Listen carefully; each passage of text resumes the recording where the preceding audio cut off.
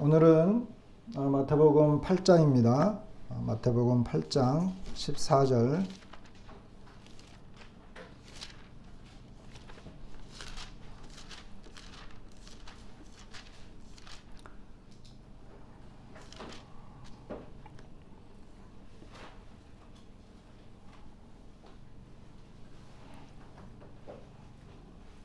마태복음 8장 14절부터 앞에도 놓여 있는데 보이시는 분은 읽으시면 됩니다. 14절부터 17절까지 다 같이 한번 읽어볼까요? 함께 읽겠습니다. 시작. 예수께서 베드로의 집에 들어가서 그의 장모가 열병으로 앓아 누운 것을 보시고 그의 손을 만지시니 열병이 떠나가고 여인이 일어나서 예수께 수종들더라. 저물매 사람들이 귀신 들린 자를 많이 데리고 예수께 오거늘 예수께서 말씀으로 귀신들을 쫓아내시고 병든 자들을 다 고치시니 이는 선지자 이사야를 통하여 하신 말씀에 우리의 연약한 것을 친히 담당하시고 병을 짊어지셨도다 함을 이루려 하심이더라. 네. 마가복음 1장과 누가복음 4장의 그 내용이 같은 내용이 이렇게 나와 있어요. 그래서 이게 노란 줄로 표시되어 있는 것은 약간씩 표현이 다른 이런 내용들을 이렇게 표시를 해놨습니다. 예수님께서 그 베드로의 집에 들어가셨죠. 그 전에는 어디 계셨느냐면 회당에서 가르치시고 그리고 회당에서 귀신을 내쫓고 이렇게 병든 자들을 회당에서 고쳐주셨어요. 회당에서 했던 일들을 하신 다음에 베드로의 집으로 들어가셨어요. 사람들은 이 모습을 보면서 베드로의 집이 회당 옆일 것이다 이렇게 이야기하는데 여기 이제 마가복음에는 시몬과 안드레의 집에 들어가셨다. 그런데 가보니까 시몬의 장모가 열병 어떤 병인지 정확히는 모르겠지만 열병 누가복음에는 이것이 병이 아주 중했다 이렇게 이야기했고 예수님께서 그 장모의 열병을 치료해 주셨습니다. 그리고 저녁에는 많은 병자들이 왔고 그리고 귀신 들린 자들이 이렇게 예수님에게 왔어요. 아마 그 집에 온 거죠. 그랬더니 예수님께서 병자들을 고쳐주시고 또 귀신 들린 자도 내쫓으시고 이렇게 말씀하시고 이제 마태는 이와 같은 사건들을 보면서 이제 이것을 기록할 때 선지자 이사야서 53장에 있는 말씀을 인용을 하면서 이 기록을 했습니다. 그래서 선지자 이사야를 통하여 하신 말씀에 우리의 연약한 것을 친히 담당하시고 병을 짊어지셨도다 이렇게 이야기했습니다. 마가복음에는 예수님께서 이제 저녁에 이렇게 귀신 들린 자를 내쫓았거든요. 귀신 들린 사람들을 쫓아내셨더니 이 귀신들이 예수님을 알았다. 그러니까 예수님께서 이 귀신들이 말하는 것을 말을 못하도록 이렇게 했다 이렇게 표현하고 있고 그리고 누가복음에는 귀신들이 뭐라고 소리를 지르느냐 하면은 당신은 하나님의 아들입니다. 예수님을 보면서 당신은 하나님의 아들입니다. 왜냐하면 귀신들이 예수님을 더 잘 알았던 거죠. 누구인지. 그러면서 그리스도인 줄을 알았기 때문에 놀랍지 않아요? 사람들은 몰라봤는데 귀신들은 알아봤어요. 누구로? 하나님의 아들로, 귀신들로. 이런 상황입니다. 자, 이제 이 내용들을 조금 더씩 보면 예수님은 먼저 베드로의 집에 들어가기 전에 회당에서 마가복음과 이제 누가복음에 이 부분이 좀 자세히 나와 있긴 한데 마태복음에는 이 내용이 자세히 나와 있지는 않습니다. 왜냐하면 백부장 이야기가 나온 다음에 바로 베드로 집 이야기가 나오거든요. 그래서 예수님은 회당에서 가르치셨어요. 그리고 회당에서 또 귀신 들린 사람들을 내쫓고 귀신을 내쫓고 그리고 병든 자들을 이렇게 고쳐주시는 이런 일들을 하셨습니다. 그랬더니 사람들이 예수님의 가르침에 굉장히 놀란 거예요. 왜? 다른 사람들, 일반적으로 종교 지도자들이 가르쳤던 이런 내용들하고 달랐기 때문에 그랬어요.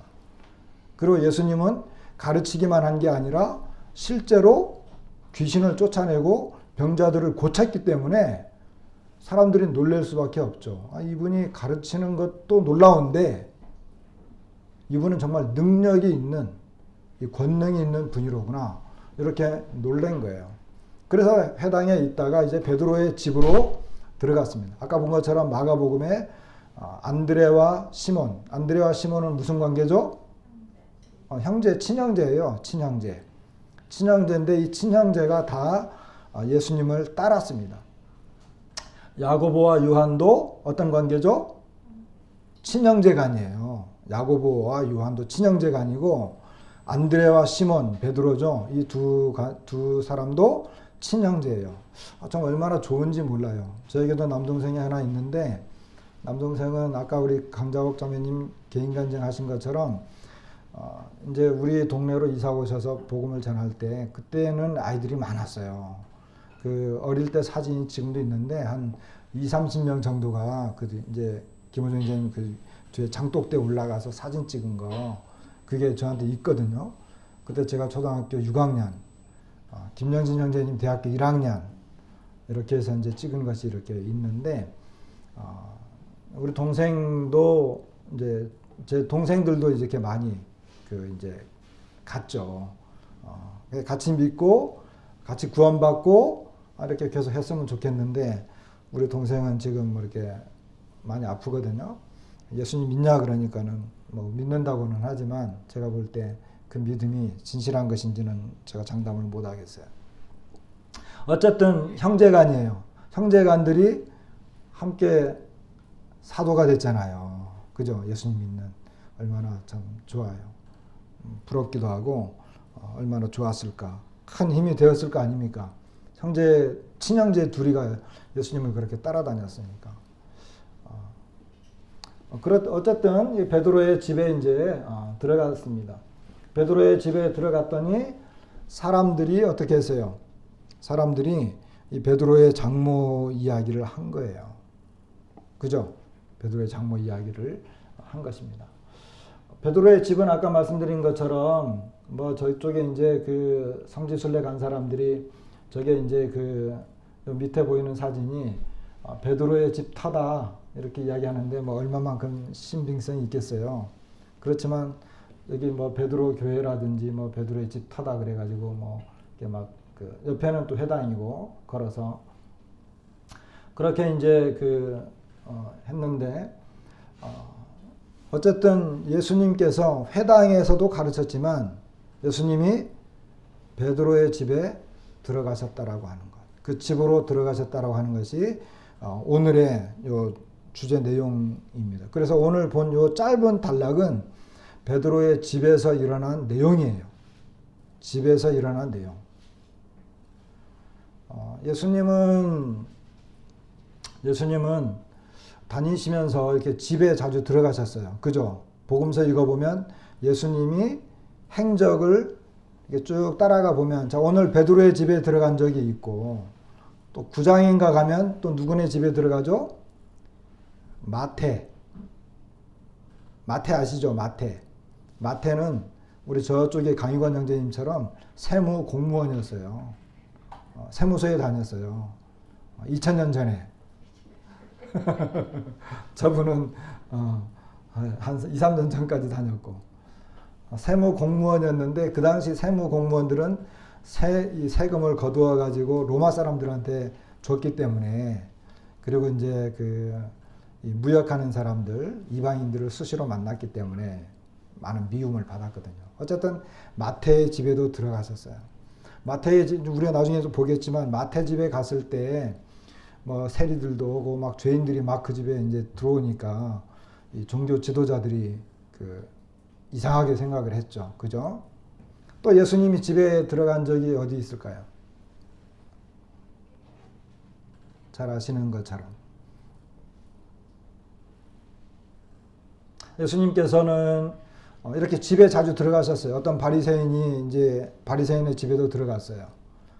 그랬던 어떤 죄 많은 여인이 예수님의 발에 이렇게 눈물을 흘리고 기름을 붓고 하는 이런 장면도 나오고, 그리고 예수님께서 특별히 사랑하셨던 베다니의 마르다, 마리아, 나사로 이런 집. 성경에 다 기록되어 있지는 않지만 예수님께서는 여기저기 이렇게 다니시면서 집 가정 방문을 잘 하셨어요. 초청을 받기도 하셨고, 그리고 실제로 이렇게 들어가시기도 하시고, 어떤 집에 들어갔는데 그 집에서 중풍병자를 고쳐주기도 했잖아요. 그죠? 우리 얼마 전에 지난번에 말씀을 본 것처럼 거기도 집이었어요. 그러니까 예수님은 이 집에 자주 들어가셨고, 물론 회당에 안식일마다 회당에도 들어가셨고, 나중에 이 사도들도 안식일마다 회당에 자주 갔어요. 그리고 집에서 모이기도 했었고, 이렇게 복음서를 보면 예수님과 제자들은 이 가정 집을 자주 방문하셨고 그 집을 잘 활용하셨던 걸 보게 됩니다. 그래서 집에 들어가서 예수님이 이야기할 때에는 이런 지금 여기도 집이라고 할 수는 있겠지만 이건 집이라고 말하기는 어렵고 이렇게 하나의 이렇게 예배당이잖아요. 예배당이고 또 이렇게 말씀을 전하는 사람 앞에 나와 있고 말씀을 듣는 분들이 계시고, 이거는 약간의 좀 이렇게 공식적인 부분이 있잖아요. 그래서 예수님께서 집에서 말씀을 가르칠 때는 어떻게 했을까요? 굉장히 편안했겠죠. 좀 가벼웠겠죠. 자, 이게 누구네 집 같아요?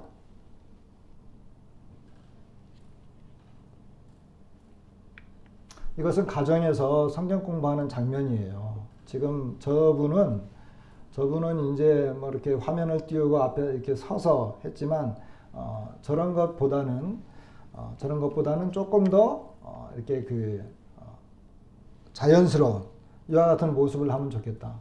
꼭 우리 박문수 사장님의 집처럼 닮아요. 저쪽 나가면은 그 마당이 있고, 그죠? 저쪽 앞에 이제 TV 화면이 있고, 그 집 아니에요? 아닌 것 같다. 저기 좋은 모습이 나오네요. 저런 식으로. 저기 이제 가정이거든요. 집. 예수님께서 집으로 가셨어요. 집에서 이제 복음을 전하고 말씀을 가르친 것도. 집 하면 어떤 면이 더 좋을까? 집은 최고로 좋은 교제의 장소입니다. 첫 번째는 조용하다는 거죠. 그죠? 집은 조용한 거죠. 우리가 카페에서 사람을 만나기도 하고, 또는 식당에서 만나기도 하고, 공원이나 도서관 다양한 곳에서 사람들을 만나기도 하지만, 집에서 성경 공부한다.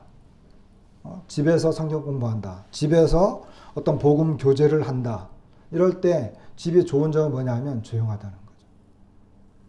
조용한 것은 다른 사람들의 방해를 받지 않는다는 거죠. 그런 면에서 좋은 거예요. 예수님께서 이제 아까 요한과 야고보를 데리고 가셨고, 이제 시몬과 베드로의 집에 들어가셨는데, 아마 베드로의 집은 좀 컸던 것 같아요. 왜냐하면 사람들이 많이 몰려왔거든요.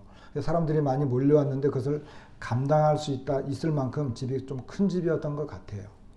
어쨌든 이 집은 어떤 다른 방해를 받지 않고 복음이나 성경 교제를 쉽게 할 수 있는 그런 장소입니다.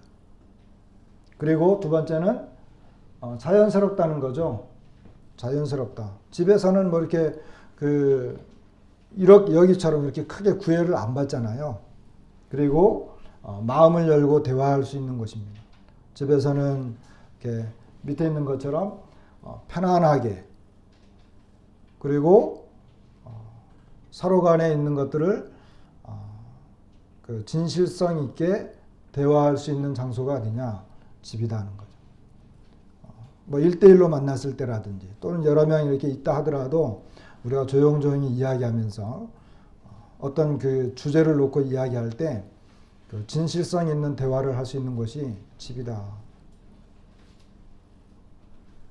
그리고 집주인이 있기 때문에 자연스럽게 접대할 수 있다. 이런 굉장히 강한 이점이 있습니다. 그래서 예수님 당시에 뭐 회당도 있고 뭐 주변에 이렇게 그 좋은 뭐 이런 공원 같은 데도 있었겠지만 예수님은 이 집을 잘 활용하셨습니다. 그리고 특별히 가정에서 예수님께서 말씀을 가르치고 서로 음식도 먹고 그리고 진솔하게 그 집에 어떤 문제가 있을 때, 그 집에 어떤 어려움이 있을 때, 그잖아요. 지금 베드로의 집에서는 어떤 문제가 있었죠. 그죠? 베드로의 집에서 어떤 문제가 있을 때 그 문제를 놓고 서로 그 이야기할 수 있는 그런 굉장히 좋은 장소죠. 그렇기 때문에 예수님 집에서 특별히 제자의 집에 들어가셨다라고 하는 것은 굉장히 중요한 것이고 오늘날도 마찬가지예요. 오늘날도 이 집이라고 하는 것은 성경 공부라든지 교제라든지 이런 것을 할 수 있는 굉장히 제가 볼 때는 최고로 좋은 장소가 집입니다.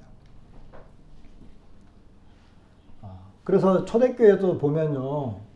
초대교회 때도 예수님도 그랬지만 초대교회 때 보면 여기 이제 사도행전에 나와 있는데 사도행전에 이제 성령님이 오셨고 이제 제자들이 막 많아졌어요. 믿는 사람들이 굉장히 많아졌거든요.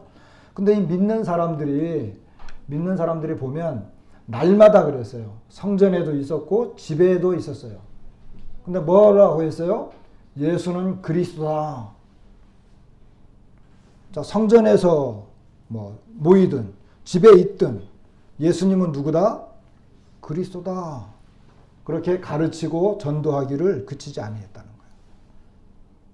성전에는 왜 모였느냐 하면 성전에는 사람들이 많이 몰려들었거든요.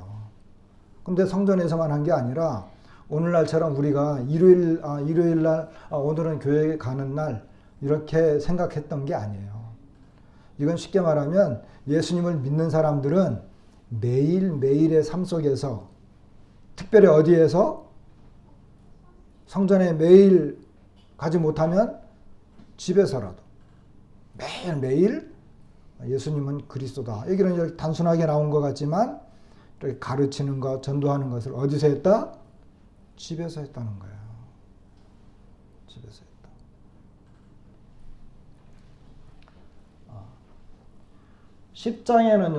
10장에는 이 고넬료가 구원받는 장면이 나와요. 사도행전 10장. 그리고 이제 저거는 11장인데 11장 제가 표시를 안 했네요. 11장 12절이거든요.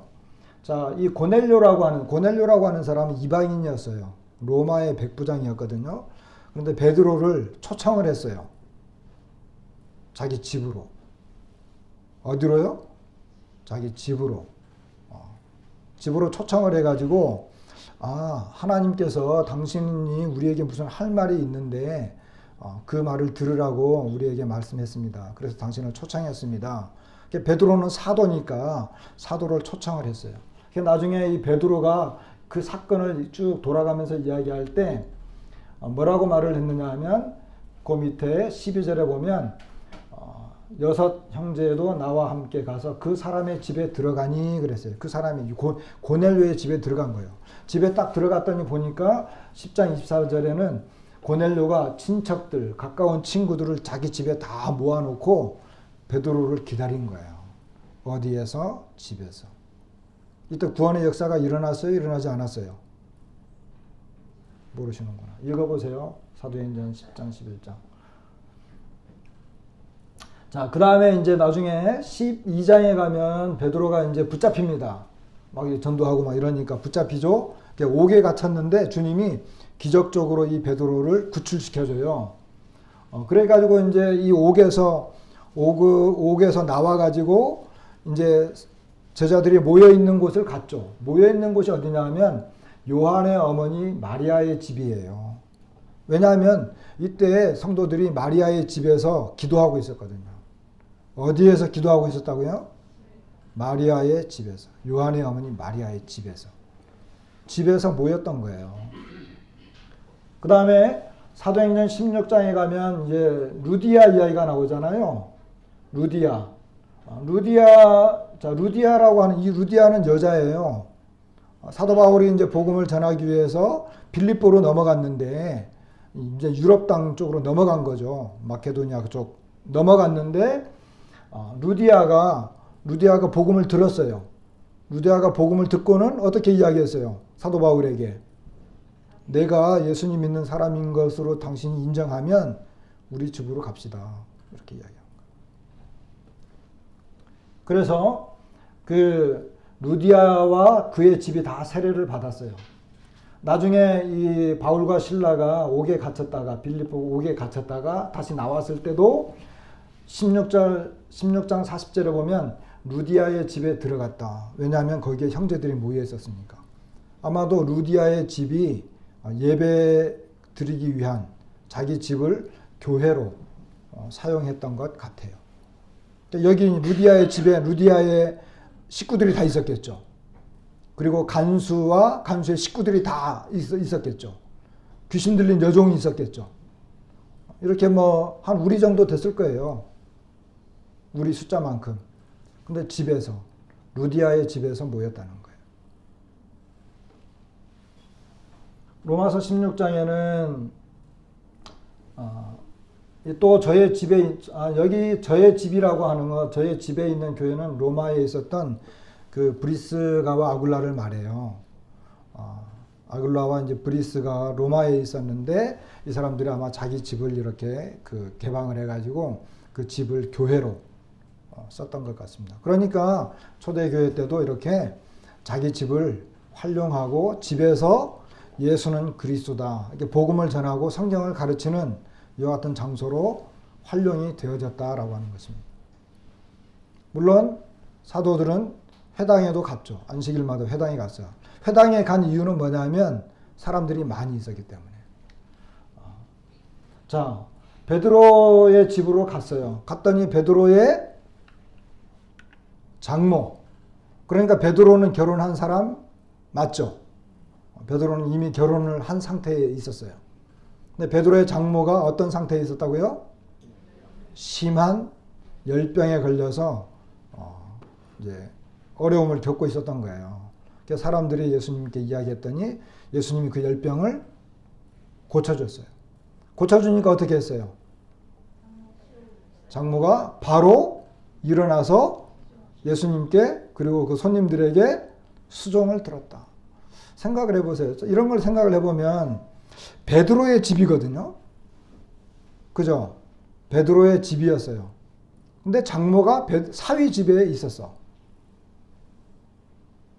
그러니까 베드로는 장모를 모시고 사는 사람이었어요. 왜 그렇게 됐는지는 뭐 내용이 나와 있지 않으니까 우리가 모르죠. 어쨌든 장모가 사위 집에 있었는데 세상에 사위 집에서 아파서 들어 누운 거예요. 얼마나 불편했겠어요. 그죠? 사위 집에 갔는데 거기서 이제 아파서 들어 누운 거예요. 꼼짝도 못하고 들어 누운 거예요. 게다가 예수님이 오시고 손님들이 막 왔어. 꼼짝을 못하고 누워있으니까 얼마나 힘들고 마음에 큰 부담이 있었겠어요. 그리고 사람들이 이야기하니까 예수님께서 이 베드로 장모의 그 열병을 이렇게 고쳐주신 거예요. 그랬더니 바로 일어나가지고 그들에게 수종을 들었어요.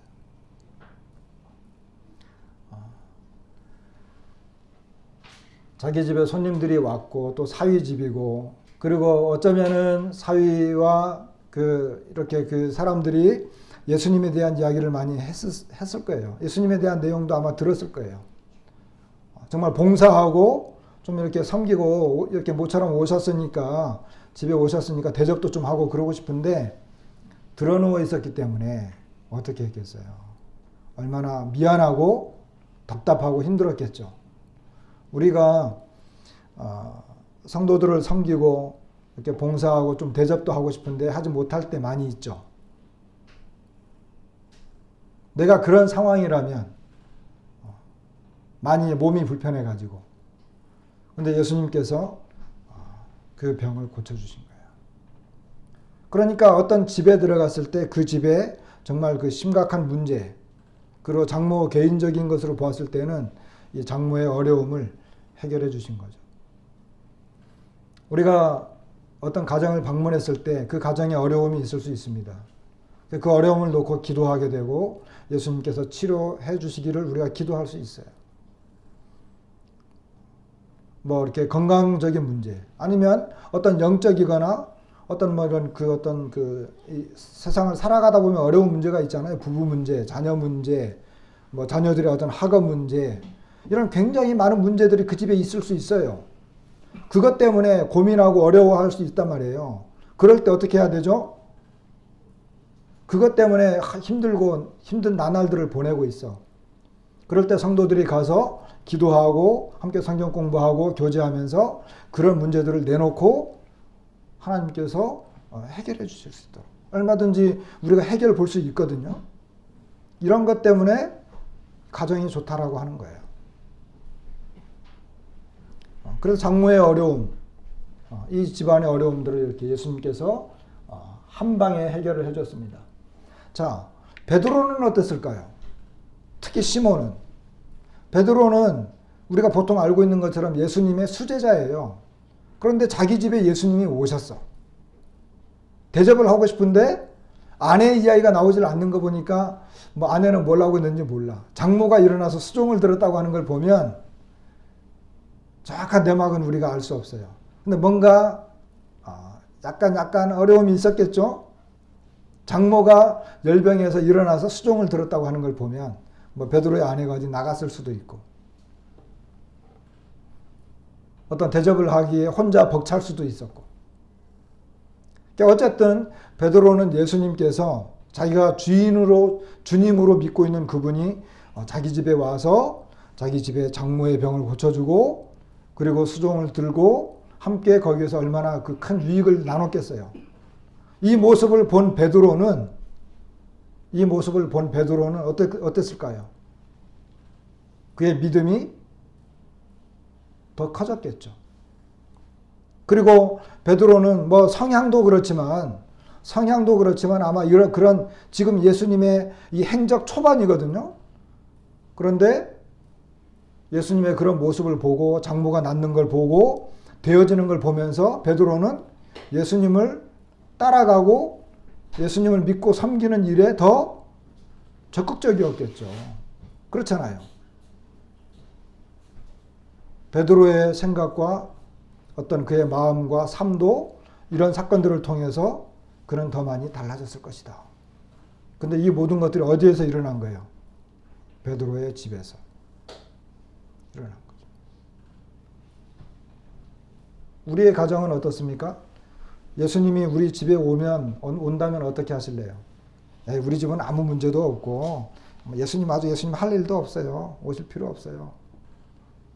이럴 수 있나요? 아니면 정말 주님이 우리 가정에 오시면 내 이런 문제 해결해 줄 수 있는데 예수님이 우리 집에 오시면 이런 문제 분명히 이거 예수님이 풀어주실 수 있는데 나의 이 어려움을 예수님에게 아뢰을 수 있는데 고칠 수 있는데 이런 것들이 가정마다 있어요. 그리고 그런 문제들이 해결이 되었을 때 우리는 삶에서 하나님의 영광을 위해서 더 살아가겠죠. 자, 베드로의 삶은 분명히 달라졌을 것입니다. 그래 그의 장모도 예수님을 향한 믿음이 분명히 생겼을 것입니다. 이것이 가정에서 일어난 거예요.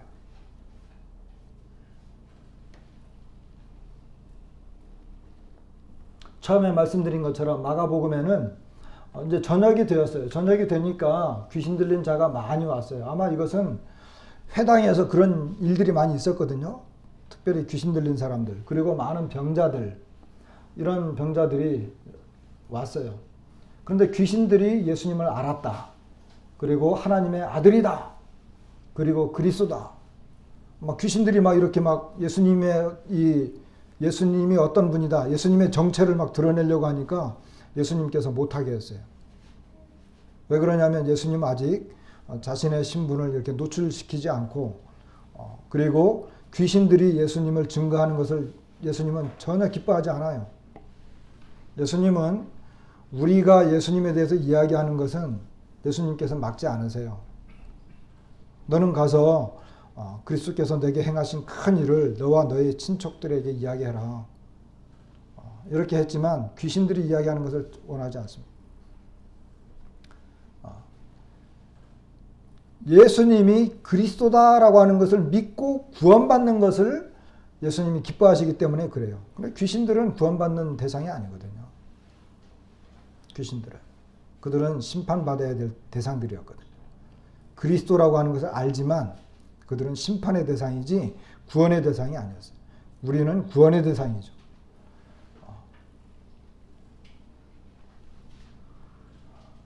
그런데 마태는 이 내용을 보면서 뭐라고 이야기했느냐면 이사야서 이제 53장 이사야서 이제 53장 말씀을 하세요. 선지자 이사야를 통해서 하신 말씀에 우리의 연약한 것을 친히 담당하시고 병을 짊어지셨도다. 함을 이루려 하심이더라. 이렇게 이사야 선지자의 이 그 53장 이야기는 메시아 그리스도의 고난의 장이거든요. 예수님이 이 땅에 오면 고난 받을 것이다 라고 하는 것을 기록해 놓은 그런 장이에요. 그런데 이사야 선지자가 예언한 그 그리스도 고난 받으실 뿐만 아니라 이제 우리의 연약함과 우리의 병든 것 이와 같은 것들을 불쌍히 여겨주시고 우리를 구원해 주실 수 있는 분이다 라고 하는 것을 이사야가 예언했는데 마태는 바로 예수님이 바로 그분이다 라고 하는 것을 이제 증명하는 거예요. 자, 결론을 좀 보십시다. 귀신들이 예수님을 알아보았죠. 하나님의 아들로 그리스도로. 아까 말씀드린 것처럼 귀신들은요 먼저 하나님을 알아봐요. 그리고 그리스도를 알아봐요. 그러나 그들은 구원의 대상이 아니고 심판의 대상이죠. 그죠? 그래서 예수님께서는 그들이 말하는 것을 허락하지 않았어요. 그러나 예수님은 정말 그리스도이셨어요. 사람들이 예수님을 그리스도로 믿기를 원했고 그 다음에 아까 말씀드린 것처럼 구약에서 메시아로 증언되신 분이십니다. 이사야 선지자가 이야기했고 자 메시아의 특징 여기 우리의 연약한 것을 친히 담당하시고 병을 짊어지셨도다. 그리스도께서 오시면 정말 어떤 그 힘과 권능을 가지고 하나님의 나라를 이루고 왕으로서 다스리는 물론 그와 같은 것들도 예언되었지만 예수님께서 이 땅에 처음 오시게 되면 예수님은 우리를 불쌍히 여겨주시고 우리에게 자비를 베풀어 주시고 특별히 우리의 연약함 베드로의 집에 연약함이 있었잖아요. 우리의 연약함 우리의 나약함 우리의 문제 이와 같은 것들을 책망하시거나 잘못된 것을 이렇게 꾸짖는 이런 분이 아니라 오히려 우리의 그런 문제들을 대신 담당하시는 우리의 연약함을 대신 짊어지시는 이와 같은 분으로 예수님이 오셨다라고 하는 것입니다. 이것을 이사야 선지자가 예언한 그것을 이 마태는 그대로 인용을 해가지고 바로 이분이 예수 그리스도다. 다시 말하면 예수 그리스도께서 바로 우리의 구주시다. 이것을 우리의 구원자이시다.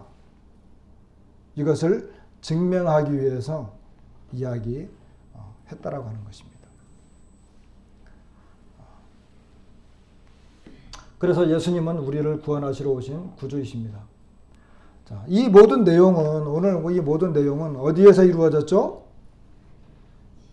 집에서 이루어졌습니다.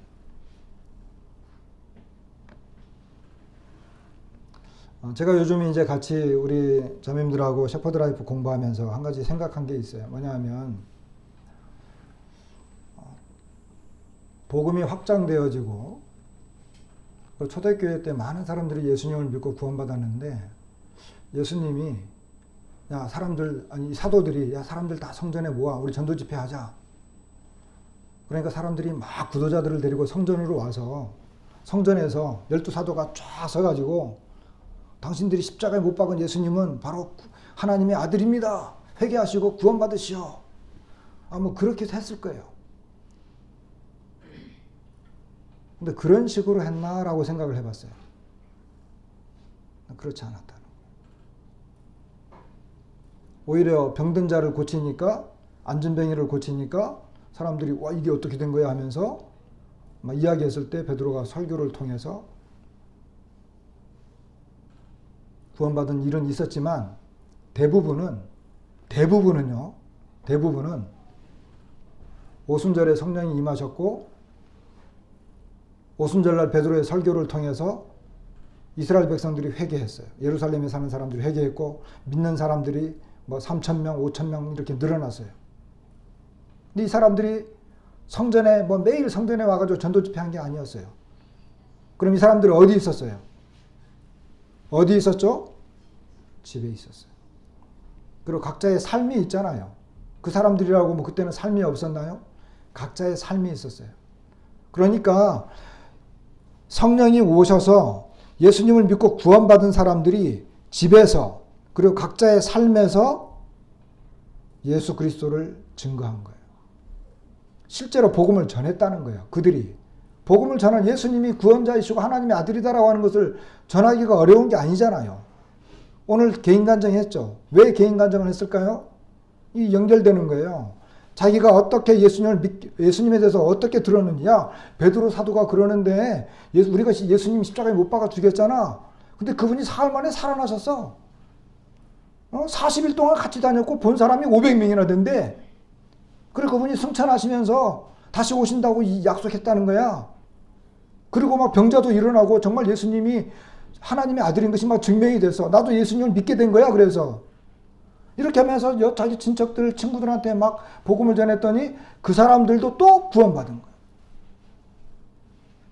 그 구원받은 사람들이 어디로 모였어요?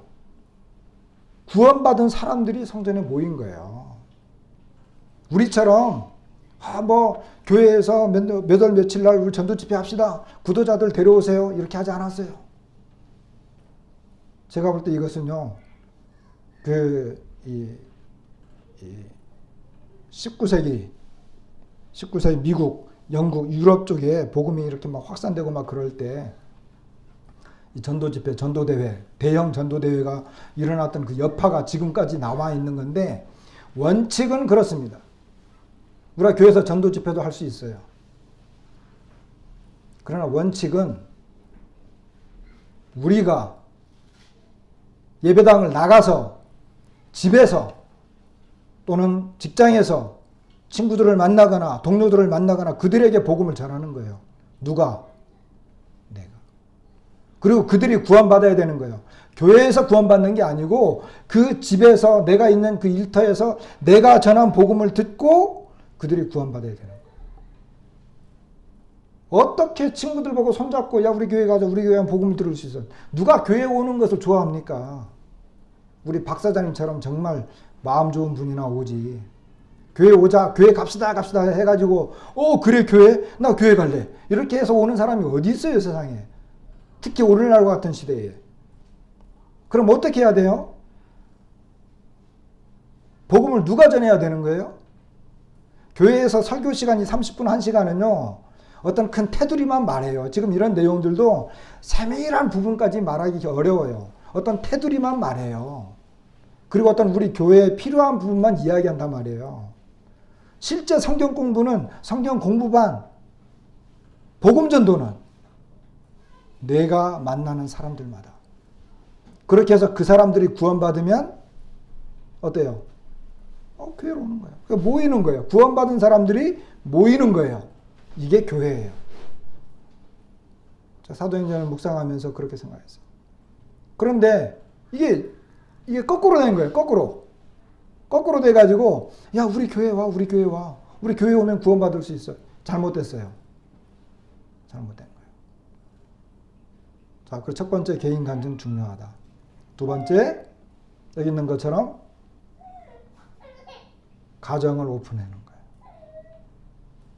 물론 내가 직장이라든지 동료들을 만날 때마다 복음을 전하겠지만 특별히 가정에 초청하는 거죠. 야 오늘 우리 집에 놀러 와라. 저녁이나 같이 먹자.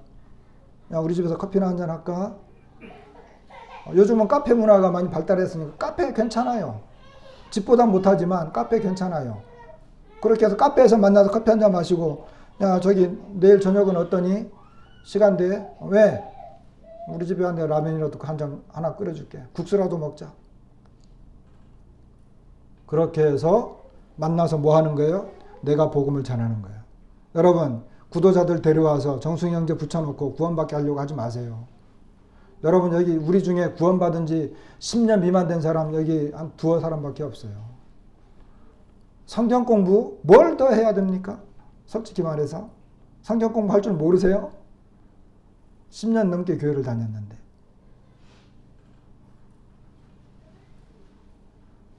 지금은 가르쳐야 할 때죠.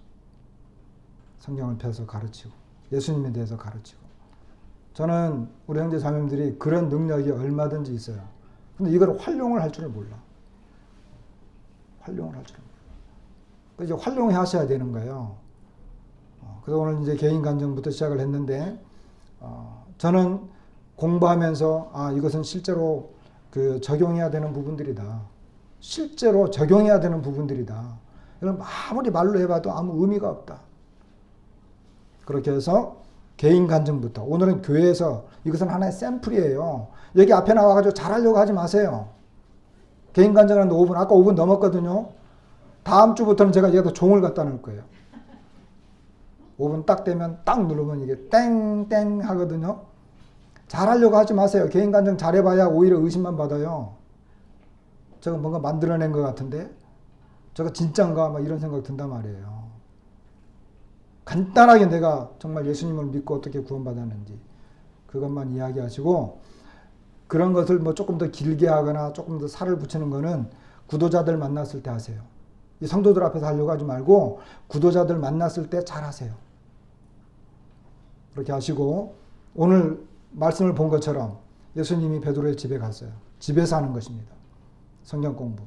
초청하세요. 주변의 사람들, 친구들, 동료들 초청하셔서 집에서 커피, 우리 교회 커피가 지금 40kg 아시죠? 원두로 40kg 있어요. 로스터기 저기 1000만원짜리 로스터기도 있어요. 커피 필요하신 분들 얼마든지 볶아 가시고, 그렇게 해서 대접을 하는 거예요. 그렇게 집에서 복음을 전해서, 여러분들이 복음을 전해서 데려오세요. 그리고 구원받게 하세요. 형제님, 이분이 제가 복음을 전했더니 구원받았어요. 정말 얼마나 보기 좋아요.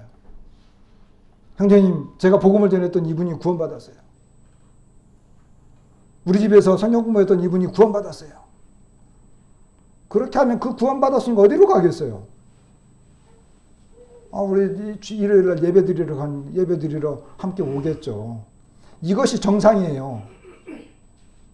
그죠? 맞아요? 틀려요? 이게 정상이죠. 근데 우리는 얼마나 많이 지금 비껴나가 있어요.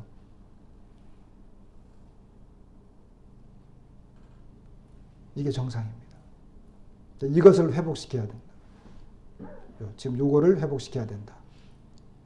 그래서 오늘 마태복음 8장에 있는 말씀을 보면서 우리의 가정을 축복의 장소로, 그리고 교회로 바꾸는 것이 우리가 해야 할 일이다, 이런 생각을 좀 갖게 됐습니다. 말씀을 마치겠습니다.